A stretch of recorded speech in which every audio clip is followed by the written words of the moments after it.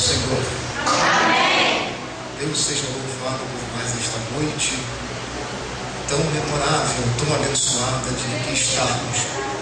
Na primeira feita aqui nesta casa, nós já ministramos aqui nesta região desde 2005, 2006, quando eu tive a oportunidade de conhecer o pastor Hélio, bem como a sua Luidina, a família e o seu abençoado ministério. De forma que eu estou feliz em poder voltar aqui. Nós estamos sempre aqui por estas regiões pregando. E ontem nós estávamos na Barra da Tijuca. Hoje pela manhã estávamos no Xerém. À tarde em Bangu. E na nossa vinda para cá, o nosso carro estourou o radiador em frente à Universidade Federal Rural, ali próximo a Seropédica, naquela região. Eu falei, como é que nós vamos chegar até Barra Mansa? Mas Deus tem caminhos na tormenta. Parece um paradoxo isso, mas nosso Deus tem caminho na tormenta. E a gente deu um jeito ali, consegui chegar até Piraí. Chegou em Piraí, a gente botou mais água, esperou esfriar. E depois de Piraí a gente parou de novo numa outra região e vim embora. Vim parando, botando água, e chegou aqui fervendo a temperatura lá em cima. Mas cheguei até aqui, né? Glória a Jesus. Eu cheguei até aqui porque a presença dele foi comigo. Na verdade, a presença dele foi comigo. E o tema que vocês escolheram para marcar essa festa de vocês é um tema bastante sugestivo. É um tema muito importante. Eu já tenho pregado já há mais de 25 anos por este Brasil afora.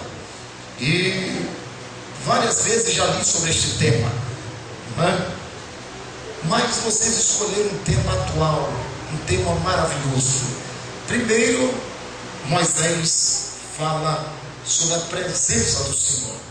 Depois ele fala sobre a glória do Senhor, no mesmo texto.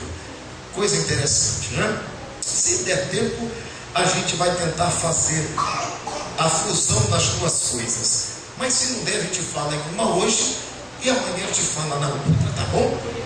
Eu não sei como é que você vai sair daqui, mas tomara a Deus que você saia daqui nesta noite cheio da glória do Senhor. No domingo passado nós estávamos ministrando em uma igreja onde o pastor Sérgio Sora, que foi vice-presidente por muitos anos da igreja do Ministério Deus e Amor. E quando foi pela manhã estávamos ali ministrando, pois à noite nós tínhamos um outro compromisso. E pouco mais de 20 minutos Deus fez tudo quanto Ele queria fazer, irmãos. Que coisa linda! Houve quebrantamento, houve choro, houve lágrimas, houve línguas estranhas. Na verdade, houve um verdadeiro reboliço espiritual. E a minha oração a Deus neste momento é que Deus também faça na noite deste dia com a minha e com a sua vida de igual forma. Lá em Teresópolis, Deus fez coisas também tremendas. E por aí afora a gente vai pregando e Jesus vai abençoando. Vocês vão dando glória a Deus, vai jogando brasa para cá. E crente abençoado, principalmente a gente, né, irmão? Que vem há 40 anos buscando a glória do Senhor. Quando eu vejo um crente empolgado dando glória, eu me empolgo mais ainda, né? Mas eu vejo você pular, eu pulo mais ainda. Imagina, né, irmão? Hoje com quase 50 anos na carcaça, mas Jesus tem abençoado a gente. Vamos ficar de pé. Quem tem Bíblia, vamos abrir, por favor, no tema que vocês escolheram.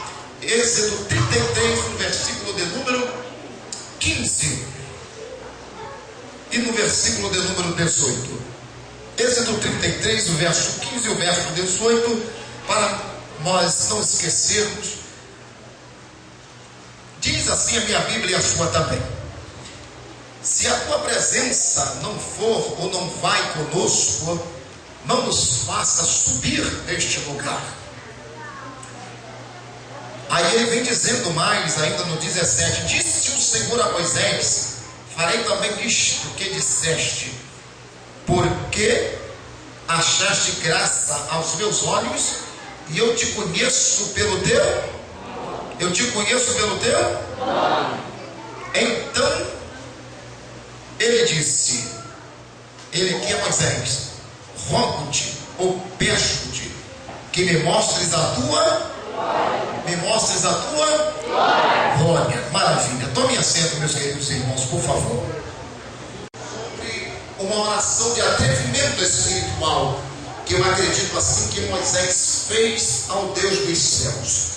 Imagine os irmãos, Moisés, que os irmãos conhecem muito bem a história, que já conhecia Deus praticamente face a face.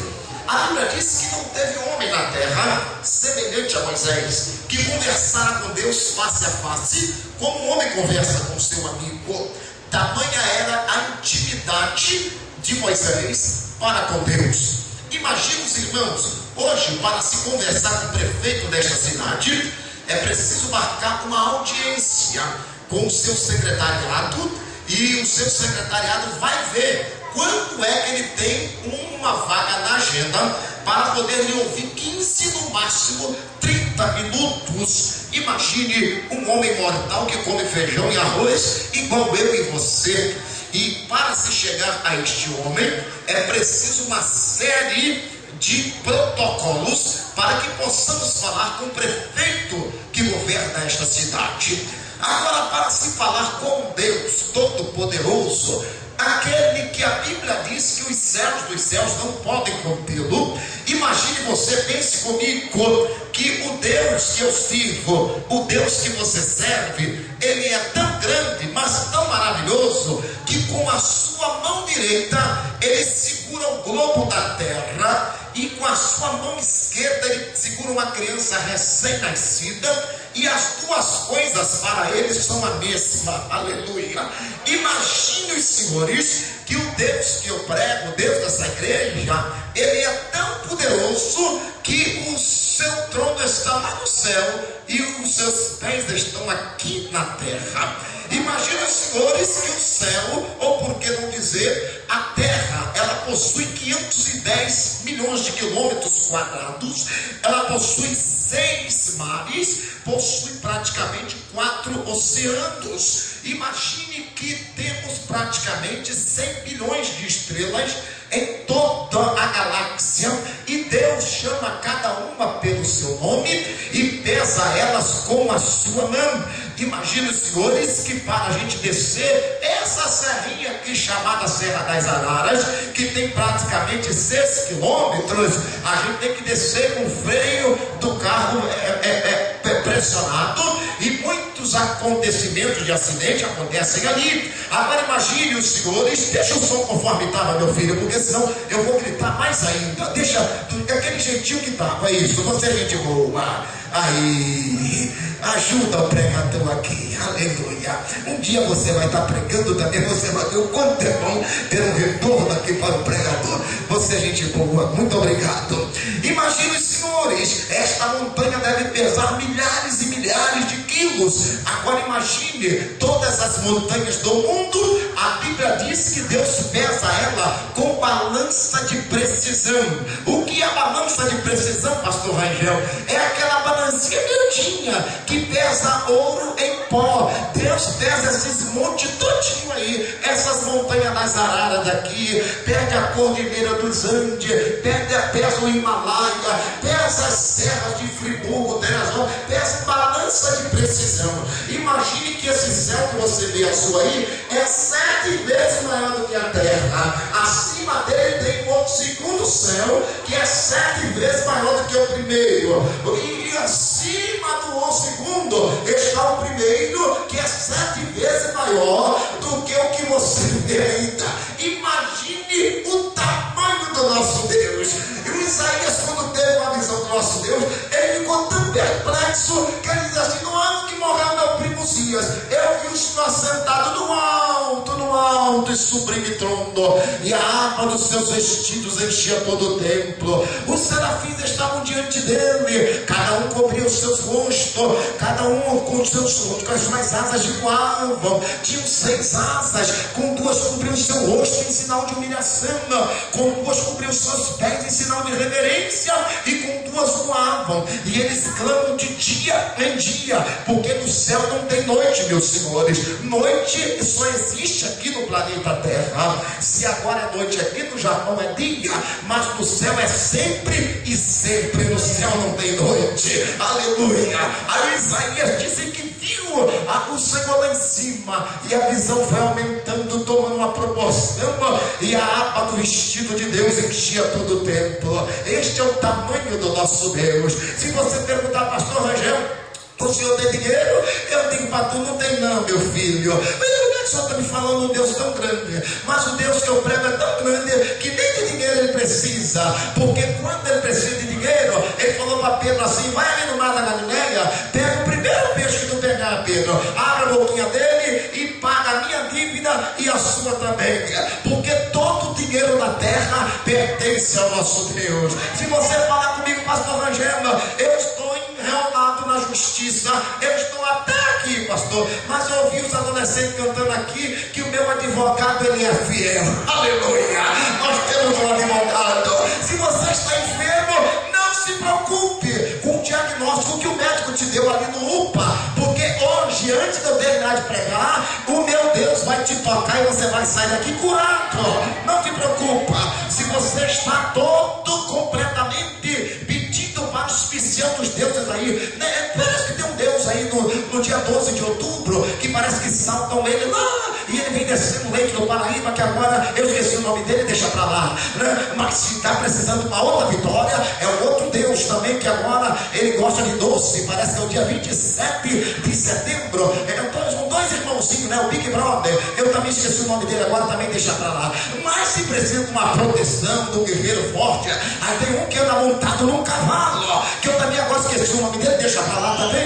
Mas se precisa de dinheiro, tem um também que parece que o nome dele é aquele que traiu Jesus, eu esqueci agora também o nome dele, deixa pra lá. O interessante é que o nosso Deus é o Deus de toda a glória, aleluia, de toda a glória. Imagine, senhores, existe uma palavra na Bíblia chamada antropomorfismo. O que é um antropomorfismo, pastor Miguel? São as atribuições das faculdades humanas a Deus. Imagine isto que é um antropomorfismo. Moisés aqui está pedindo para ver a glória do Senhor. O Oséias, no capítulo 6 do seu livro, e lá no versículo de número 3, Oséias usa dois importantes verbos, quando Oséias fala assim: conheçamos e prossigamos em conhecer ao Senhor. Pense comigo agora, hoje você é mais ou menos crente do que quando você começou na fé. Quem é você hoje? Hoje você tem aquele bom costume de orar na madrugada, de subir para o monte para orar? Será que você tem aquele bom costume de ainda jejuar? Será que você tem aquele bom costume de ainda dar glória a Deus e aleluia? Algumas igrejas hoje não podem dar mais glória a Deus e aleluia, porque tem uma autoridade dentro da igreja, vai escandalizar a autoridade que está dentro da igreja. Tem um advogado muito importante, tem um senhor juiz de direito, um promotor de justiça, tem um coronel da polícia, ou sei lá de quê. Temos autoridades aqui. A autoridade nós respeitamos, é claro que respeitamos, mas somente a Ele a honra, a glória, o poder, a adoração, o domínio a Ele, porque tudo foi criado por Ele e para Ele. A igreja é dele, o rebanho é dele, os pastores é dele, a mocidade é dele, a terra é dele, a igreja é dele, as línguas estranhas é dele, a palavra é dele, os demônios fogem com medo dele, a igreja glorifica a Ele, aleluia.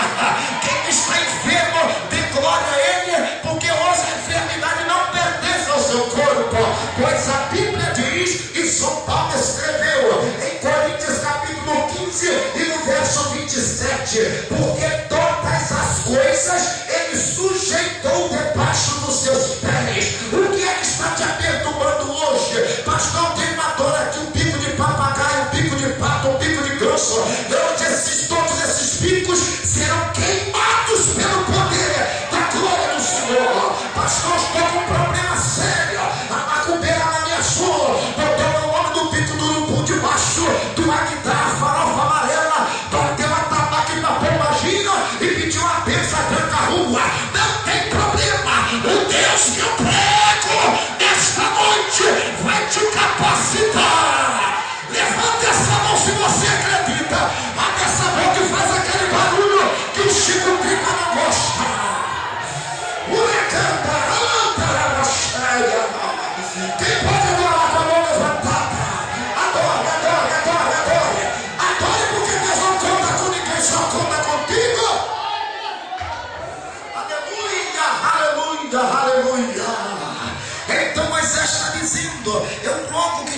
mostre a tua glória. Mas a palavra glória, meus senhores e meus irmãos em Cristo, ela pode ser traduzida por honra, poder, majestade, valor, estima. Ela também é definida do verbo estimar, aparecer ou sentir. Isto é que é glória. A resposta de Deus é que lhe revelaria sua bondade e o seu nome, ou a natureza que se caracteriza pela misericórdia e pela compaixão. Moisés queria muito mais entender sobre a glória do Senhor. Estevão diz em Atos 7 e no verso de número 2, Estevão chama o Deus da glória. Apareceu ao nosso pai Abraão quando ele estava na Mesopotâmia.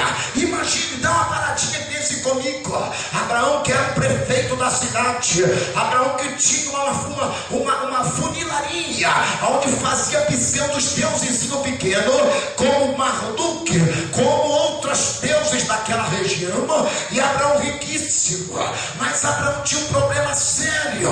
Abraão, Deus apareceu para ele e falou assim: rapaz, tá vendo a estrela do céu? Eu vou te dar filho igual a estrela que tem no céu. Tá vendo a areia que tem na praia do mar? Sim, eu vou te dar filho igual a areia que tem na praia do mar. Aí Abraão vira para Jeová e fala assim: vem cá, Jeová, como é que vai acontecer isso? A minha mulher ali, ó, ela tem as suas trompas ou as suas plancetas ligadas. Olha aqui para mim, eu trabalho entre a morte e a vida. Só no ano passado eu fiz 6 partos normais. A criança coroou e não deu tempo de chegar na sala de cirurgia. E o parto, alguns nasceram dentro do ônibus, outros nasceram no elevador, outros nasceram na barca, na travessia da Praça Mauá para Niterói. Mas todos nasceram, depois a mãe levou lá no batalhão para a gente matar o nome das crianças. Entenda uma coisa, essas mãos aqui, crianças nascem aqui, e velhos e jovens também morrem aqui.